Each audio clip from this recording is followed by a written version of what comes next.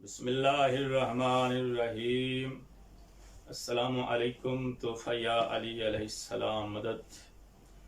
ارشاد رب العزت ہے انی جاعل فی الارض خلیفہ۔ اس آیت کے اندر اللہ تعالیٰ نے جو قانون بیان فرمایا ہے وہ یہ ہے کہ جو جس کا چنا ہوا ہے وہ اسی کا نمائندہ ہے، اور نمائندے کو عربی میں خلیفہ کہتے ہیں۔ تو اب جو اللہ تعالیٰ کا چنا ہوا ہے وہ اللہ تعالیٰ کا نمائندہ ہے، جیسا کہ انبیاء کرام۔ جو عوام کا چنا ہوا ہے وہ عوام کا نمائندہ ہے، جیسا کہ اسمبلی کے ممبران۔ جو حکومت کا چنا ہوا ہے وہ حکومت کا نمائندہ ہے، جیسا کہ غیر ملکی سفیر۔ جو بادشاہ کا چنا ہوا ہے وہ بادشاہ کا نمائندہ ہے، جیسا کہ سعودی ولی عہد۔ جو اقوام متحدہ کا چنا ہوا ہے وہ اقوام متحدہ کا نمائندہ ہے۔ جو وکیلوں کا چنا ہوا ہے وہ وکیلوں کا نمائندہ ہے۔ جو تاجروں کا چنا ہوا ہے وہ تاجروں کا نمائندہ ہے۔ اور نظام حکومت تین قسم کے ہیں: جمہوریت، ملوکیت اور اسلام۔ اور ان کی ڈیفینیشن یہ ہے: اگر حکمران کا انتخاب عوام کریں تو اسے جمہوری حکومت کہتے ہیں، اگر خواص کریں تو اسے ملوکیت کہتے ہیں، اور اگر حکمران کا انتخاب اللہ تعالیٰ خود آپ فرمائے تو اسے اسلامی نظام حکومت کہتے ہیں۔ اور ان تین قسم کے نظام میں اسلام اور ملوکیت یہ دو ایسے نظام ہیں جن میں حکمران کا انتخاب حکمران کرتا ہے، اس لیے نیا آنے والا حکمران اپنے سے پہلے والے حکمران کا خلیفہ ہوتا ہے۔ اور جو جمہوری نظام ہے اس میں حکمران کا انتخاب حکمران نہیں کرتا، اس لیے نیا آنے والا حکمران اپنے سے پہلے والے حکمران کا خلیفہ نہیں ہوتا۔ اس نظام میں حکمران کا انتخاب عوام کرتی ہے، اس لیے وہ عوامی نمائندہ ہوتا ہے، عوام کا خلیفہ ہوتا ہے۔ تو اس کا مطلب پھر یہ ہے خلیفہ فقط اسلام اور ملوکیت میں ہوتا ہے، اور جو جمہوری نظام ہے اس میں حکمران اپنے سے پہلے والے حکمران کا خلیفہ نہیں ہوتا بلکہ عوامی نمائندہ ہوتا ہے، عوام کا خلیفہ ہوتا ہے۔ میں نے اپنے ایک اہل سنت بھائی سے پوچھا، بھائی آپ نبی پاک کا خلیفہ کس کو مانتے ہو؟ تو اس نے کہا بھائی آپ نہیں جانتے، ساری دنیا جانتی ہے۔ میں نے کہا بھائی جانتا ہوں، آپ کی زبان سے آپ کے منہ سے سننا چاہتا ہوں۔ تو اس نے کہا جی پہلا خلیفہ ہم حضرت ابو بکر رضی اللہ تعالی عنہ کو مانتے ہیں۔ میں نے کہا ان کو حکمران کس نے منتخب کیا تھا؟ اس نے کہا جی اس وقت کے مسلمان عوام نے۔ میں نے کہا اس کا مطلب یہ ہے کہ آپ جمہوریت پہ ایمان رکھتے ہیں؟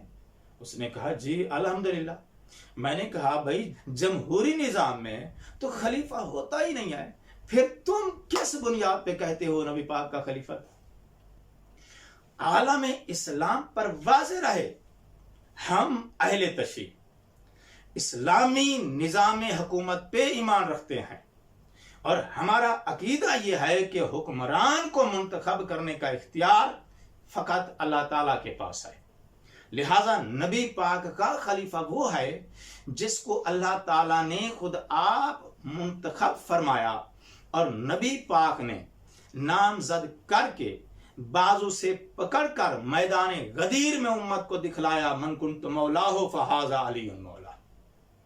اور ہمارے اہل سنت بھائی جمہوری نظام حکومت پہ ایمان رکھتے ہیں، اور ان کا عقیدہ یہ ہے کہ حکمران کو منتخب کرنا یہ عوام کی ذمہ داری ہے، اس کا اختیار عوام کے پاس ہے، یہ اللہ تعالیٰ کی ذمہ داری نہیں ہے۔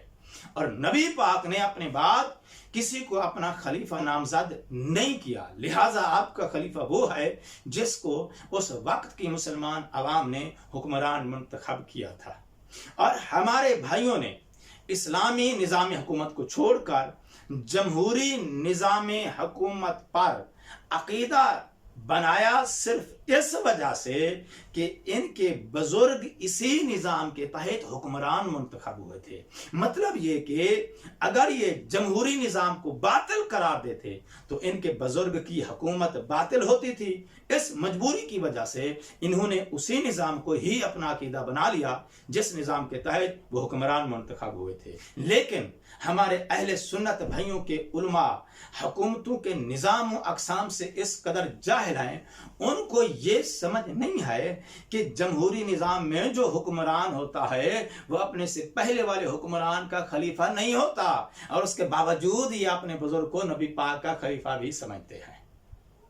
میرے محترم، آپ کا یہ کہنا کہ آپ کے بزرگ کو اس وقت کی مسلمان عوام نے حکمران منتخب کیا تھا، یہ بات سچ ہے، لیکن تمہارا یہ کہنا کہ وہ نبی پاک کے خلیفے تھے یہ جھوٹ ہے، یہ جہالت ہے، کیونکہ قانون یہ کہتا ہے کہ جو جس کا چنا ہوا ہوتا ہے وہ اسی کا نمائندہ ہوتا ہے۔ تو اب جو مسلمان عوام کا چنا ہوا ہو وہ مسلمانوں کا خلیفہ ہے، وہ عوامی نمائندہ ہے، اور عوامی نمائندے کی حکومت کو عوامی حکومت کہتے ہیں، جیسا کہ آج کے دور میں عمران خان صاحب، مودی اور بائیڈن وغیرہ کی حکومت ہے۔ اور جو نبی پاک کا خلیفہ ہوتا ہے وہ دراصل اللہ تعالیٰ کا خلیفہ ہوتا ہے، اس کی حکومت اللہ تعالیٰ کی حکومت ہوتی ہے، اور اللہ تعالیٰ کی حکومت کو اسلامی حکومت کہتے ہیں۔ میرے محترم، اسلام اور عوام دونوں ایک شے نہیں ہیں، تاکہ عوامی حکومت کو اسلامی حکومت کا نام دیا جائے اور مسلمانوں کے خلیفے کو نبی پاک کا خلیفہ کہا جائے، وگرنہ اس طرح تو عمران خان صاحب بھی نبی پاک کے خلیفے ہو جائیں گے معاذ اللہ۔ یہ ہے وہ فراڈ، وہ دھوکہ جو 14 صدیوں سے یہ مولوی امت کو دے رہے ہیں، اپنے بزرگ کی محبت میں عوامی حکومت کو اسلامی حکومت کا نام دے کر مسلمانوں کے خلیفے کو نبی پاک کا خلیفہ بتلا رہے ہیں۔ میری یہ گفتگو اگر کسی بھائی کو ناگوار گزری ہو تو میں بہت معافی چاہتا ہوں۔ میری اس گفتگو کا مقصد اپنے بھائیوں کو ہرٹ کرنا یا ان کے بزرگ کی توہین کرنا ہرگز نہیں ہے۔ میرا مقصد فقط یہ ہے کہ امت مسلمہ کو اسلامی نظام حکومت کا جو عقیدہ ہے اس عقیدے سے آگاہ کیا جائے اور اللہ تعالیٰ کی حکومت کے حوالے سے اویئرنیس دی جائے۔ وہ حکومت اللہ تعالیٰ کی جو عنقریب اس دھرتی پہ امام مہدی علیہ السلام اور حضرت عیسیٰ علیہ السلام کے ذریعے قائم ہوگی۔ لہٰذا میری گزارش ہے اہل سنت بھائیوں کے جرنالسٹ، مبصرین، تجزیہ نگار اور حکومتی نظام و قوانین کے ماہرین قانون دانوں سے مجھے صرف ایک بات کا جواب اپنے علماء کرام سے لے کر دیں۔